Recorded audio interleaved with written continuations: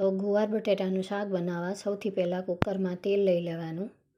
તેલ લઈ ત્યારબાદ જીરું નાખવાનું છે. જીરું નાખ્યા બાદ આપણે એમાં હિંગ નાખી દઈશું. હિંગ નાખી અને પછી હળદર નાખવાની છે 1 ચમચી. હળદર નાખ્યા બાદ આપણે 1 ટમેટું સમારીને લીધું છે એ એમાં નાખી દઈશું. ટમેટું નાખી અને ટમેટાને થોડી વાર સાતળી લેવાના છે. ટમેટાં જ્યારે સતળાઈ જાય પછી આપણે જે ગુવાર અને બટેટા સમારીને રાખ્યા છે એ એમાં નાખી દેવાના છે. પછી એને આપણે હલાવી લેશું.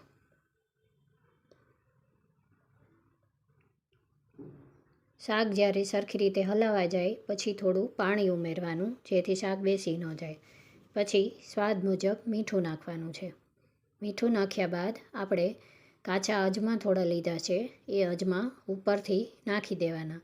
અહીંયા મેં અડધી ચમચી અજમા લીધા છે. ત્યારબાદ એને હલાવી અને કુકરને આપણે ઢાંકી દેવાનું છે. કુકર ઢાંકી અને આપણે 3 સીટી થવા દેશું. તો અહીંયા 3 સીટી થઈ ગઈ છે. તો હવે આપણું શાક ચડી ગયું છે તો હું એને એક બીજી કઢાઈમાં કાઢી લઈશ.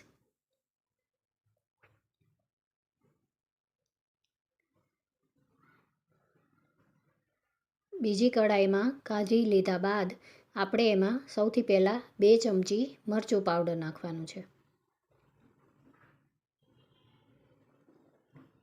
ત્યારબાદ આ લસણની ચટણી મેં વાટીને રાખી છે થોડી, એમાં પાણી નાખી અને એમાં ઉમેરી દેવાની છે.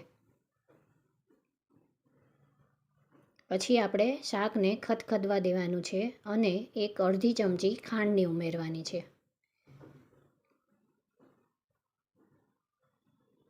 શાકમાં તેલ છૂટું પડી જાય ત્યાં સુધી રહેવા દેશું. પછી આપણે 1 ચમચી કાચું તેલ ઉપરથી ઉમેરવાનું છે.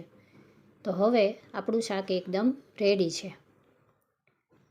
તો આ રીતે ગુવાર બટેટાનું શાક બહુ જ ટેસ્ટી બને છે અને કાચા અજમા નાખવાથી એ બરાબર પચી પણ જાય છે. તો તમે પણ આવી રીતે ટ્રાય જરૂર કરજો અને મને કહેજો કે કેવું બન્યું છે.